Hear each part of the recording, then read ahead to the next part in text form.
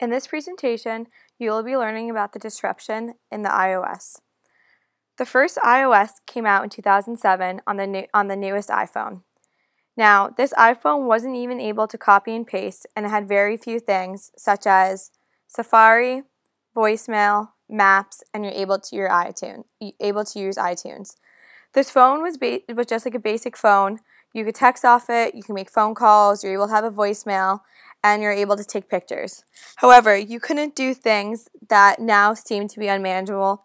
You could not copy and paste, and you were not even able to attach a file to an email. Next came out with the iOS 2, and it changed, and it was a lot better than iOS 1. Here it had better battery life. You were able to search your contacts, and the problem in the first iOS 1 with calls was fixed, and you were no longer having dropped calls. In iOS 2.0, you were able to have the App Store, Microsoft Exchange support, Mobile Me, and you're able to search your contacts. In 2.1, they fixed the battery life, and they also fixed iTunes Genius Play, and also fixed the drop call problems. In 2.2, you're able to have the Google Street View, and you're able to download more things. Now, the iOS did not begin to change drastically until we got to the iOS 3, and this focused on features. iOS 3 fixed many problems, and it added a lot of things that were necessary and that were not in iOS 1 or 2, such as it added copy and paste, it had Spotlight search, and they also included push notifications that would come up on your home screen. And all these things were very important and vital for the new phone since they wanted to stay competitive with other phones on the market such as Androids. Something that was also included in iOS 3 was Find My iPhone, and they changed the keyboard from the standard view to the landscape keyboard, so you're able to type on it as if it was the same length as a keyboard. Next came the iOS 4. iOS 4 was released in 2010 and was on the devices iPhone 4, iPhone 3GS, iPhone 3G, iPod Touch the 3rd generation, and iPod Touch 2nd generation. This iOS focused on features and added multitasking, app folders, Wi-Fi tethering, spell check, customized spotlight searching on the web, unified inbox, and supported multiple Exchange accounts. At this time, Android was coming up to speed with the iPhone and made the market much more competitive. By having these new features, Apple was able to stay on top of it and ahead of Android. Now, the multitasking that was released with iOS 4 was not the type of multitasking you would imagine now. This iOS did not yet support apps running in the background. However, it did allow multitasking, such as reminders and alerts that popped up on your main stream. It also made sure the task was complete, and a little checkbox would come up when a task was complete. It also made the phone much more organized by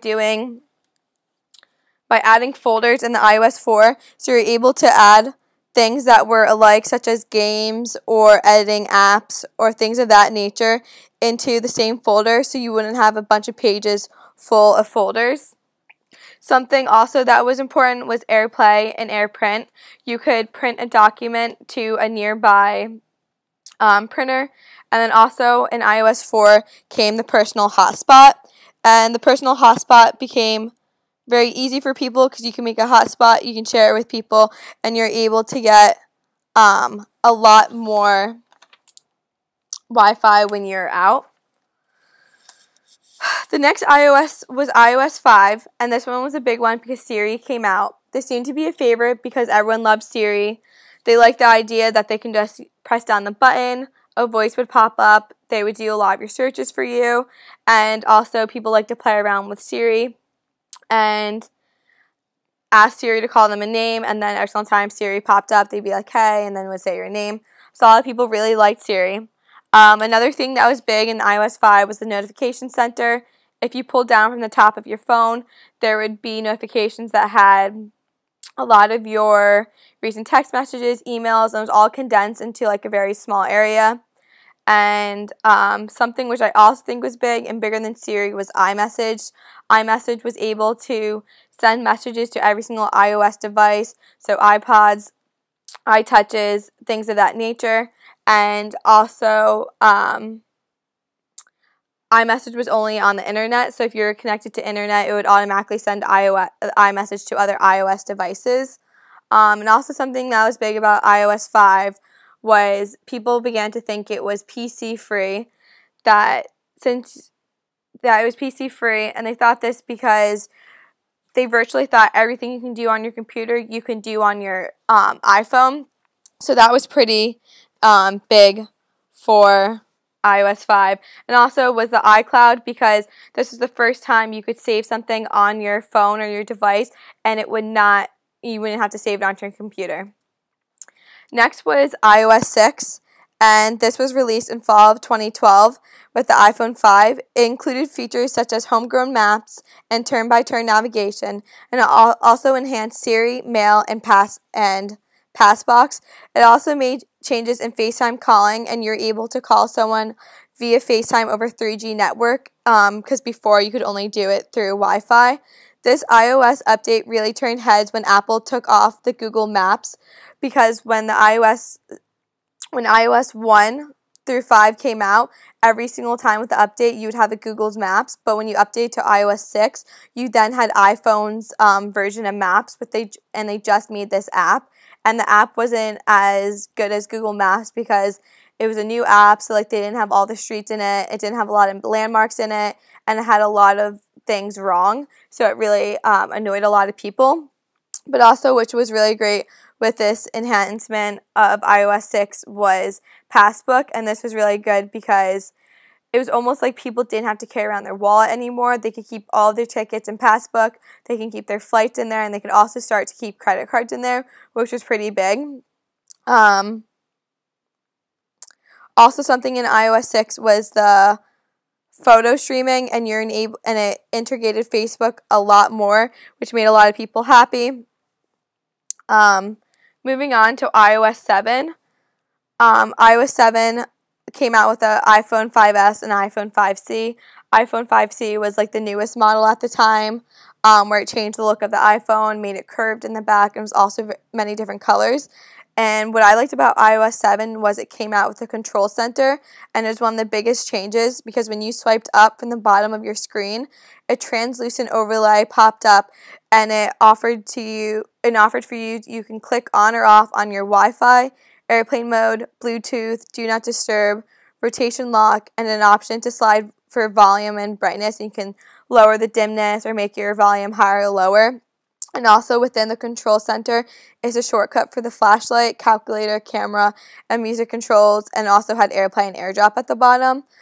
This feature is also accessible when the iPhone is locked. The control center is very handy since it has all the main features one would want to get to fast, such as snapping a picture using a flashlight when needed. I also like AirDrop because you don't have to be sending a million pictures to a person at one time.